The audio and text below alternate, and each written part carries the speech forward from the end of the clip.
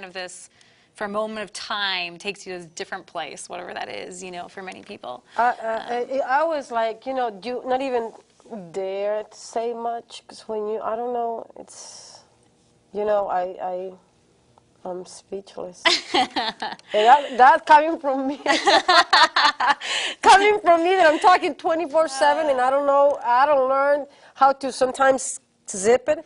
I'm just, you know, it's the first time that I interview an opera singer. It's the first time that I see it up close and personal, and it's just, it's a very uplifting experience. Excellent. It's like you are, I don't know, it's your mom and your dad, when they hear you singing, what did they say to you? How, I mean, what did they say? I mean, I think, you know, when they come to a performance, they say, you know, good job, or I really love that, or in they some give way, you notes? Your mama gives you yes, notes? of course, Oh, no. of course they give me notes. Oh, my, they give you notes. It's welcome, though, really. It's welcome. Yeah, okay, yeah. good. You're good. So you're a good listener. Well, sometimes we gotta we black try. it out. Yeah. We try. No, I mean, you know, parents are parents. You know, even at 29, you know, it's like, okay, mom, okay, dad, you know. Sure. But no, honestly, though, I respect their opinions of what course. they hear on stage. I mean, not only because they're my parents, but because they're awesome musicians themselves. I mean, my parents played the accordion, actually, both of them. Wow. So growing up, I have to admit, like, it wasn't, you know, it was like, you don't want to tell your friends that your parents play the accordion, you know? Right. But now as an older adult, I'm like, what an amazing instrument. And it's so beautiful. And when I even hear like an accordionist in the subway, I'm like tipping, you know, left and right, just because that sound is so beautiful. But like I said, my parents are just both musicians, and so I respect, you know, what they say about the things I should or should not be singing, or that they really enjoy, you know. I mean, you can easily be on Broadway. Honestly.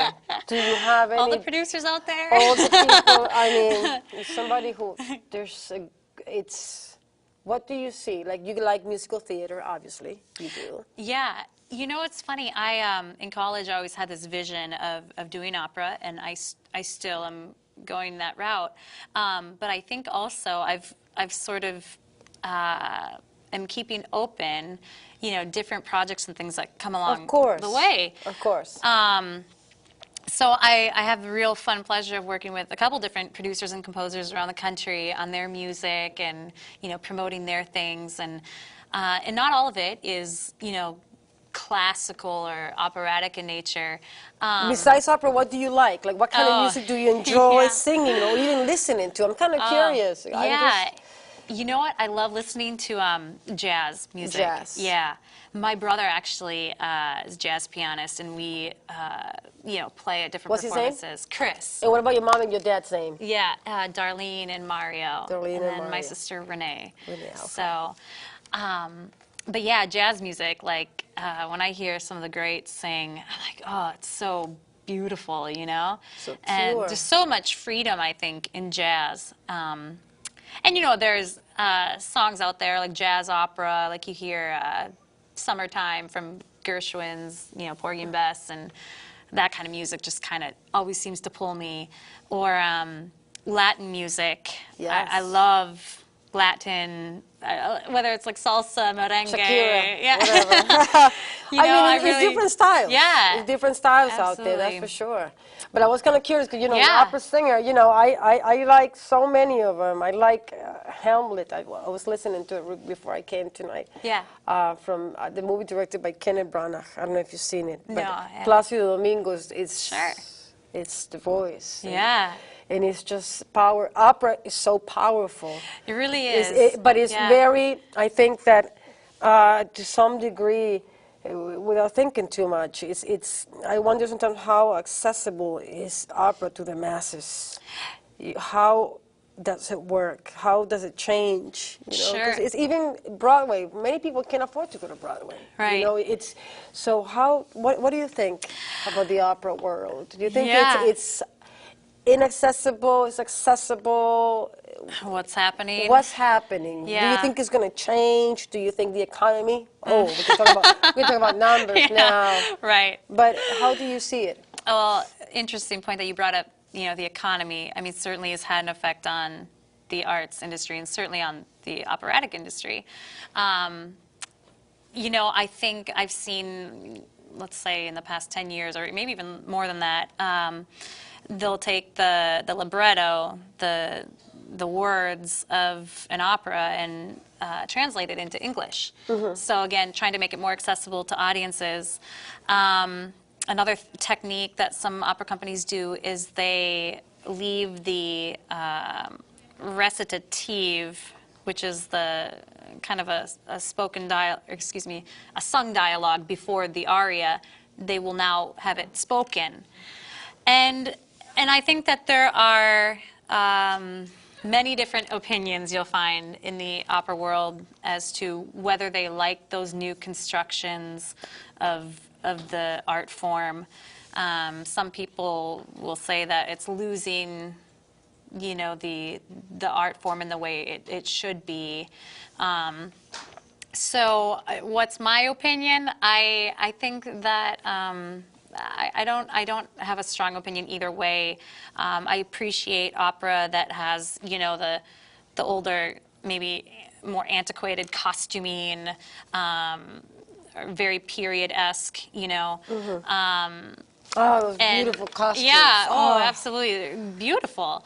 Beautiful. And, so I don't seem to mind as much as far as maybe speaking recitatives, but certainly it would be hard to see the entire art form in a whole opera where you're hearing more speaking than singing. Because for some reason, I always felt that opera was kind of like inaccessible to some degree. It's like it's such a pure art. I don't know. It's very, to me, opera is very pure. Yeah. It's a pure art form, and I guess it's very difficult. Thank you, Arthur. It's very difficult to the audience is a key element. A lot of artists, I guess, they don't.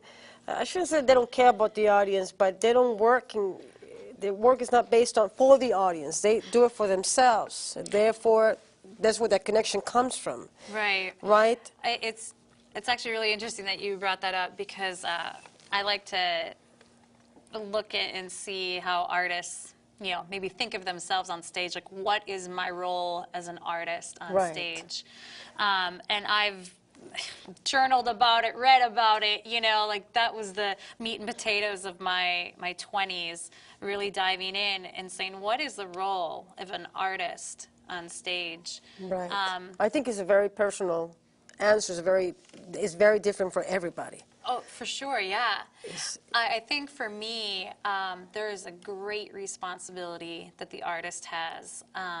They are the ambassadors of ideas, of philosophies, of sometimes theology, of, just they are taking... We're just an instrument. Yeah, their instrument is, bringing forth to an audience a composer's vision, a librettist, So, and whether it's opera or musical theater or TV, radio, the whole bit, even just artists sort of gravitating to things that may be great pay, but are, they'll lose their soul in the process. But, but I guess when you hear people like Britney Spears, and I love Britney Spears, she's a hell of an entertainer, but it makes you laugh. I mean, what do you think? I want about pop music.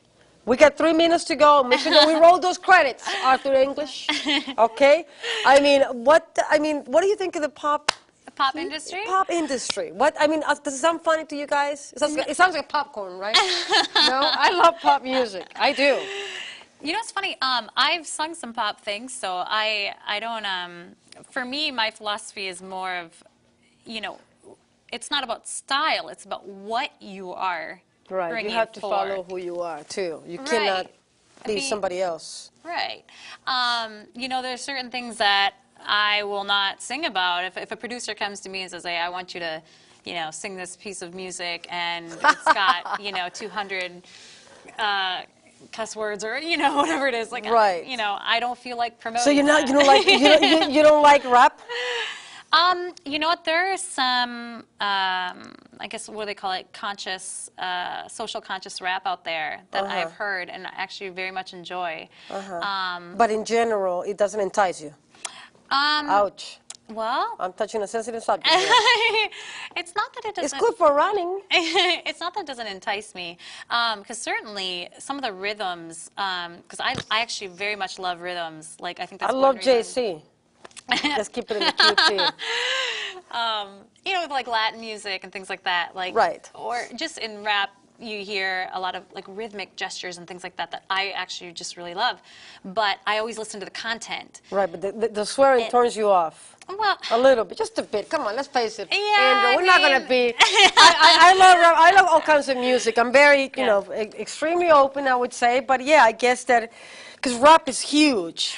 And pop, I mean, every gender is different, but it's rap is a phenomenon. It's a social phenomenon. Sure. Right? It doesn't seem to, the interest keeps increasing over the years. And sometimes I wonder why, I mean, where is that coming from? You know, the subjects and the poetry and the swearing and the B word. And you wonder, okay, people like you who are so, that's beautiful. You see that? Oh, let me sip it. I want to see that. We got, what, 2 minutes to go, 1 minute to go? That's what it sounds like, right? Yeah.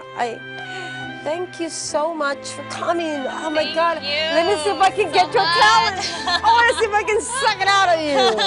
Oh, my God. That was beautiful. You liked it? You have fun? I did have fun. You did? Yes. It's what you expected. We didn't talk about Wall Street. We didn't. Oh, what do you have to say about that? 20 seconds. We have left. Boy. Please listen to our people. I think whatever is happening everywhere, there's reasons why we complain. There's reasons why we raise our voices. There's always reasons. Just listen to them. Listen to them in song. Listen. You know? Yes. And that's what I was going to say. Rap, opera, country, whatever it is, people are sending a message. And as an artist, be aware of that message, you know? Oh, I want to cry. I hear that song. This is so beautiful. I can't. How do you warm up? I want to take some lessons with her now. I can't. Look at how I got the goosebumps when you were singing. I was like, oh my God, I can't. Oh God. It's like people, I mean, when they tell you, what did they say at the end when you perform? I want to ask you, what did they say? What did they say? Some have teared up, certainly. Of course. I've been the listening ear to many people's stories. It's really been a great blessing when people say that they're impacted by your music, and you know, and it healed them, or the way they felt. Like you just know that your job, you did something right. You're precious. So. Very precious. Well, we'll wrap it up. Thank you so much for coming, baby. It is what it is. We have to wrap it up. We have to go. We have to work with Angel Vasquez now. We're going to be producing another show.